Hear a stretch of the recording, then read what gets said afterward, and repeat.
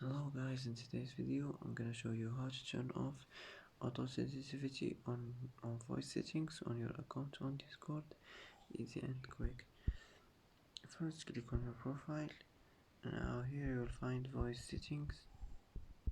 Click on it, and here as you see you'll find auto sensitivity. Click like this and it will be turned off. And you can also manage your sensitivity settings. And that's it for today.